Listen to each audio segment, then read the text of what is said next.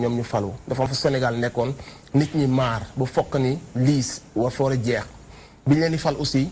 liñ ñu digoon ak liñ ñu waxoon ni loolu la ñuy doxale bi ñu faloo contraire bi la ñu def lépp lu ñu waxoon dañ ko dindi la patrie avant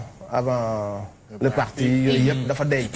benn mandat wu 7 ans 5 ans dafa deñ du ma fal samay proche dafa deñ ba noppi ñu gis que ni c'est un pro colon yi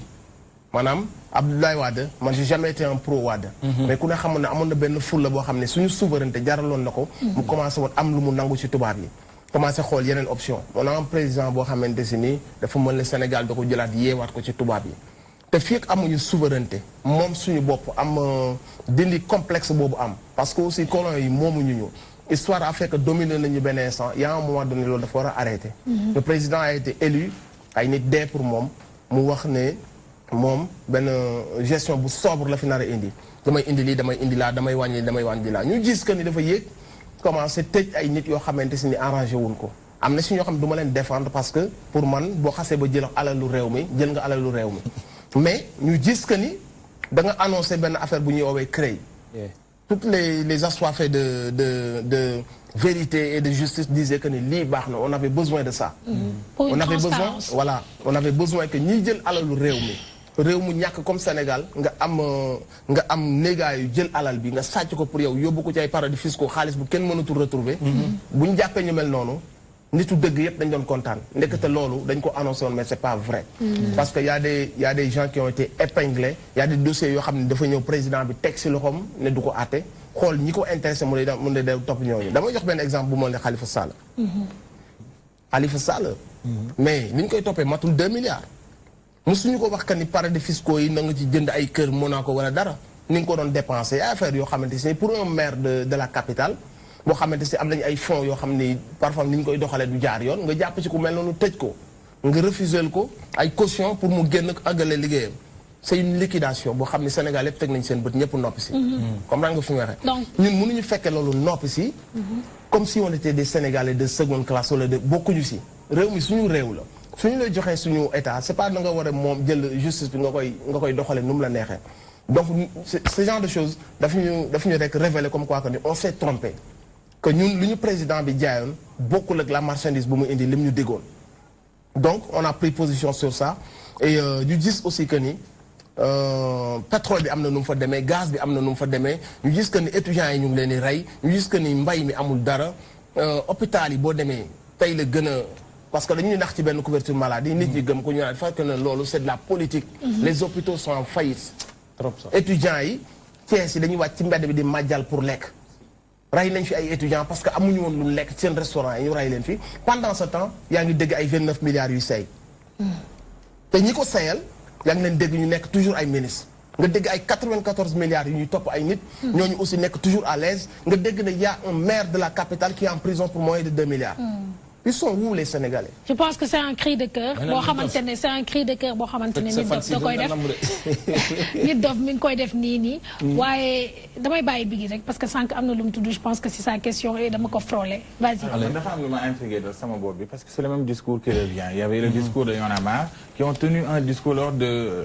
affaire au problème Abdoulaye Wade bi. Donc ñoom ñu évoluer ci loolu ñoom ñu participer ci nga xamante ni moo fi jëlee le président sortant muy monsieur maître Abdoulaye Wade tey jii Macky Sall ñëw nga nee nga discours am doyu la boo gisee benn Sonko boo xamante ni c'est tout le temps benn il se victimise par exemple c'est ce que je peux dire d'après ce que m'a montré la presse parce que je suis tout le temps connecté et c'est les mêmes discours dama nekkoon ci benn affaire j'ai eu un problème avec le président on a eu des contentieux je me suis libéré après je suis parti créer benn fondation après j'ai créé benn parti politique après man nit ñi xëccu ñëw ci man ku ci mel ne benn nit boo xam ne nit dof la tey donc tey bu demee di allié wu ci benn Sonko boo xam ni il faisait partie de ñi nga xam ne da ngeen doon sikkal tey muy président Macky Sall nee nga façon bu mu gérer neexu la loolu nan nga ko mën a gisee. il en faisait partie à quel niveau. maanaam il était Abdoulaye Wade Macky Sall bi muy falu moom Sonko dafa nekkoon ci il n'était pas politicien. Il n'était pas politicien, mais il avait la possibilité de s'enrichir. Est-ce qu'il aussi bëgg naa nga ñëw ci parce que gis naa ci sa compte Instagram nga tëdd jël livre am tëdd sa canapé nii di ko suivre aussi. tey jii yow sa xel ndax tey wul ci li nga xamante ni moom la doon liggéeyal président Macky Sall en tant que directeur des impôts, c'est ça, non? Liggéeyul woon Macky Sall, il travaillait pour le Sénégal. Il a été révolté parce que njuuj njaaj bi am ci réew mi. À un moment donné, il a été révolté. Il a écrit des dossiers yoo xamante ni ça lui a valu ñu daax ko injustement ñu radier ko parce que il a mis le doigt là où il fallait pas. C'était pas trop tard. Ah mais il a fait 15 ans. Xam nga la moo gën a 15 ans en silence wala 15 ans. Mais il travaillait. Il travaillait, il n'avait pas des... Est-ce que da ngay liggéey lépp loo gis à son heure. lépp loo gis à son heure. moom fu mu toll noonu. peut-être que ni heure boobu la ko yàlla bëggoon mais man du ma topp nit loolu noonu xam nga laay topp nit. parfois damay dem ma xool la source je me dis que ni cette personne là ak xaalis nu mu neexee. c'est très rare. est-ce que man su ma nekkoon à sa place du ma tibb si xaalis boobu noonu. yow tu es modeste, tu vas pas faire ça. Non je peux pas le jurer. Donc, juste pour te dire le mérite qu'il a d'occuper poste yu mel noonu. nga tiim kees gi mënoon na t'enrichir nga am la foi. ak gëm sa réew parce que aussi Sénégal nañu waxante dëgg. bu tollee fi mu toll nii daanu perte njàng mi baaxul hôpital yi xam la moo ko waral ñu ngi leb xaalis ah. bu ñu lebee 400 milliards 350 milliards yi day génnaat réew mi. ci ay paradis fiscaux yi jëm lépp lañ koy sàcc. bu ñu jëndee benn trottoir 3000 francs ils vont le déclarer à 400 millions. loolu moo suuxal Sénégal c'est la corruption moo suuxal Sénégal soo amee une personne boo xam ne il était là yàgg fi te musul lubal moo amoon les possibilités lubal musul mais nit discours nga koy toppee ba pare après son discours nga dem xool. nga xool son vécu. nga xool